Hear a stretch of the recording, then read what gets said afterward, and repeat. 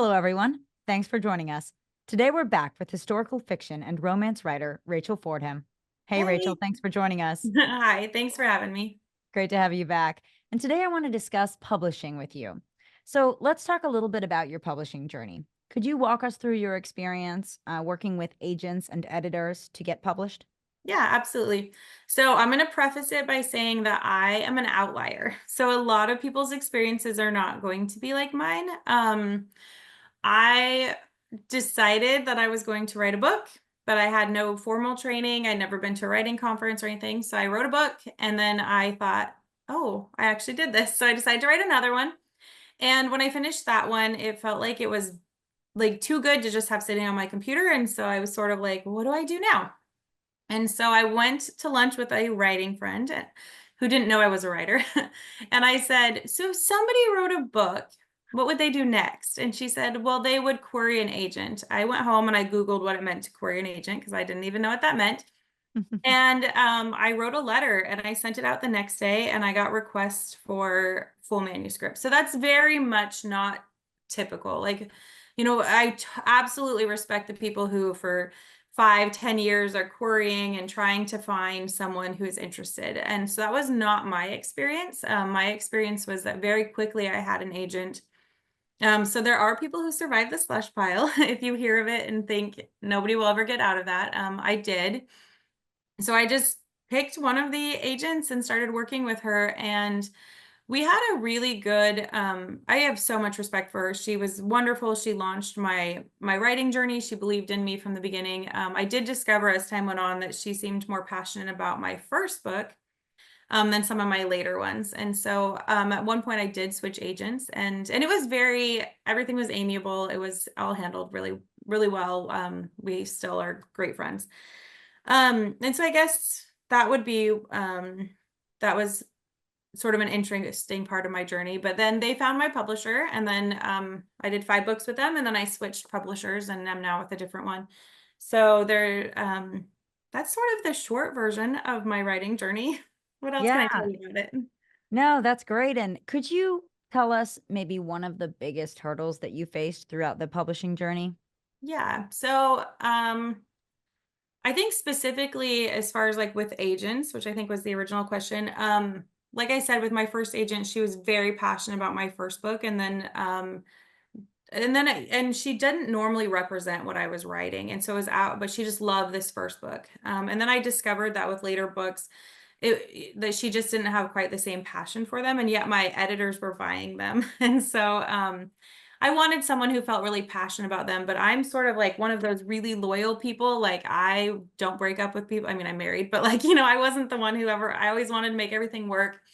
And so recognizing a hurdle for me was recognizing that although we had a really great friendship relationship, I needed an agent who was passionate about what I was writing, who would Mhm. obviously still give me feedback, who would be honest with me, but who loved my genre as much as I did. And so I would say it was a real hurdle to get the courage to bring up those conversations of, we're not seeing eye to eye. What are our other options? And it was good. It was a positive thing in the end. And so I would just say, to people who are in that spot where they're like, well, I don't want to like hurt anyone's feelings. I think that publishing, whether it's getting notes from an editor or it's getting feedback from an agent, requires a lot of honesty if you're going to be successful in it. And so those hard conversations really do help in the long run. It was a growth experience for me and out of my comfort zone, but ultimately it was a really good thing. And I could message her today and we would still be friends. So it doesn't have to burn bridges to No, yeah, achieve that's things. Like, great. yeah. Well, now I want to transition a little bit and talk about crafting emotional depth. Your stories are known for their emotional depth and ability to pull on the reader's heartstrings, if you will. Can you share your process for developing compelling and heartfelt characters and narratives? It's never exactly the same with every book. Sometimes I feel like the character speaks to me first and then the plot comes, and sometimes that's in reverse. And so if the plot comes first, then I just have to be willing to kind of work with my characters and get to know them as I go. Mm. And I think that being able to slow down and ask yourself honestly, again, kind of like everything's about honesty, right? And so slowing down and saying, like, would they actually act like this? Is this believable? Do people actually do this? even if I really want them to do something, would they actually do that? And being able to Right. maybe take the harder route if that's necessary, maybe going backwards and having to rewrite some scenes so that it is believable.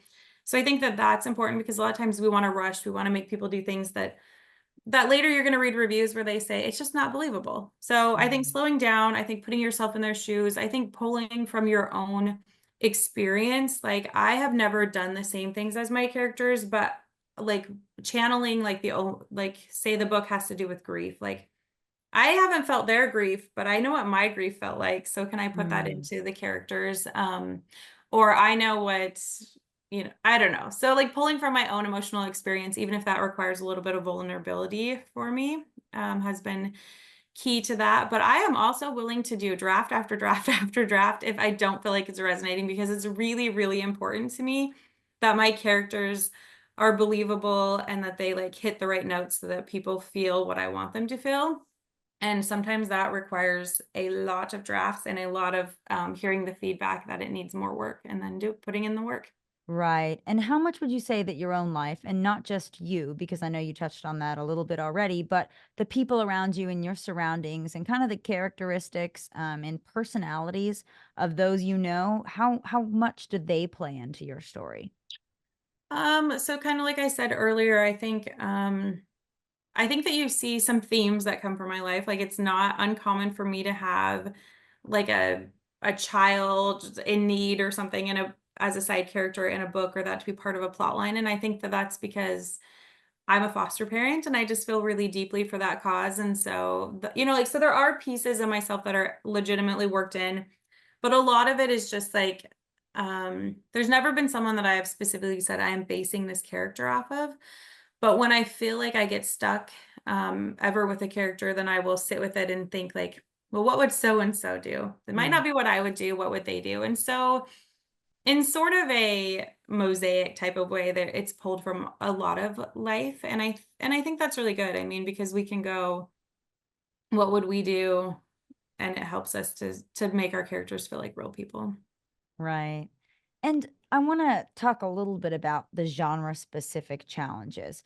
As an author who's written historical fiction and romance genres and combined, what unique challenges do you face when writing each individual genre, and how do you typically overcome those? So I would say that for historical, probably the trickiest part is obviously trying to be accurate, trying to be accurate, but also in a way that people don't understand. For example, my first book had some backstory with the orphan trains. Well, we all call them orphan trains nowadays, but they Mm, weren't called orphan trains then. So trying to decide, like, do I go for historical accuracy and call them what they were called then, or do I choose the language that everyone understands now? And it's not always the same answer. Sometimes you go for what people spoke then, and sometimes now. So balancing that is a little tricky. You will, no matter how much time you put into research, there will be someone who will message you and say, like my very first book, which is back when you're very vulnerable, right? I one of the first messages I ever got was someone saying that I used the word notepad or notebook, one of those, 3 years before it was an actual term, like recognized term. And I was like, oh my gosh, like I didn't even think to like search that. right. And it kind of shook me. And then I sort of had to make peace with the fact that I'm doing the best I can. And also that there's a little bit of a creative license in there. And there's room for, if something wasn't in the dictionary, then maybe people were using it beforehand. So I think making peace with all of those things for historical is tricky because you want to do it perfect. And Mm, I didn't live in the 1920s, so I may goof up some. For the romance, I think that probably one of the trickiest parts is like I wrote one of my second novel has a much more emotionally led character than I am, and so it's tricky, but she's very true to how some people are. It's just not right. me, and so to put myself in someone else's shoes is fun. It's really, really fun, but it's also a little bit challenging because I'm like, don't do that. Use your Yeah. head, not your heart, girl. Mhm. But it's also fun. So I would also add in that half of the challenges are also half the reason that it's such a fun experience. So don't be That's scared of great. the hard things. Just Yeah, that's tackle great. And 'em. on the note of just the challenges and kind of overcoming them and working from the author perspective, what advice would you give aspiring authors that are trying to write historical fiction, romance, both, and looking to get published? Are there specific steps or resources you found particularly helpful on your journey?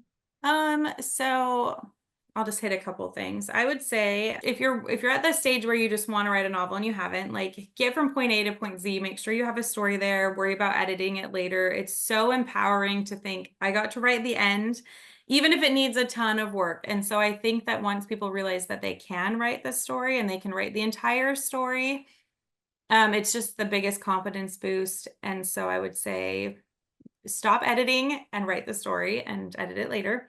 I learned everything backwards because I didn't know that writing conferences or these great videos existed. And so one of the books that I used was Self-Editing for Fiction Writers, and that was one of my go-tos. So I would recommend that. I thought it was helpful for like just sort of some of the mechanics type of things. I wish that I had known to connect with people beforehand, because I think that it's such an isolated journey. But if you can find, if you write historical and you can find other historical authors to like be in your peer group, then you have someone to say, do you think the word notepad existed?